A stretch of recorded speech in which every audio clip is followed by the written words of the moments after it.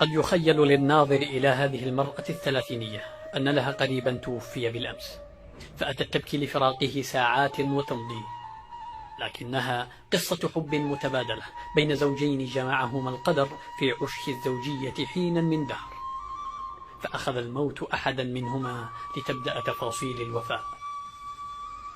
ففي أندر قصة حب ووفاء تشهدها حالمة الحب تعز، امرأة عاشت مع زوجها فترة من الزمن، لم يرزقهما المولى عز وجل مولودا يسعد حياتهما، فكانت تحثه بأن يتزوج، عل الله أن يرزقه بمولود يملأ حياته سعادة ودنياه سرورا.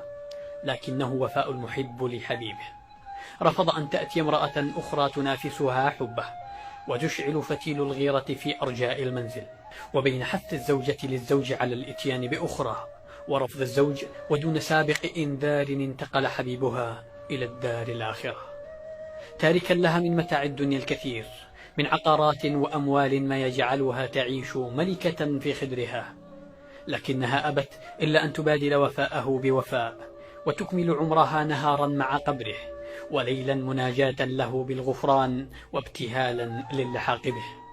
ففي كل صباح تأتي إلى رفيق دربها لتقضي معه فترة نهار كامل تونس وحشته وتستأنس بوجودها معه، فتارة تدعو له وتارة تمسح على قبره وتارة أخرى تذرف الدموع لفراقه.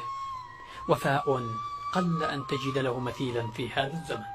في هذه البقعة من العالم المتوارية عن أنظار الكاميرا تعيش حياتها بهدوء وسكينة بجوار حبيبها النائم في رحلة الخلود. لم يكن بإمكاننا إلا أخذ لقطات عن بعد دون أن نشعرها بذلك، احتراما لها وتقديرا لوفائها. اتخذت من قبره بيتا لها، فبنت عشة متواضعة بجواره تقيها حر الشمس.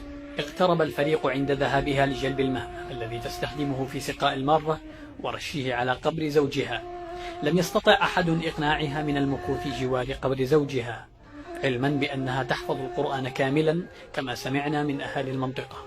هذه القصة التي فاقت في وفائها قصص الحب وحكايات الغرام، سنة كاملة تأتي صباحا لرفيقها وتغادر القبر مساء على أمل اللقاء أو اللحاق به.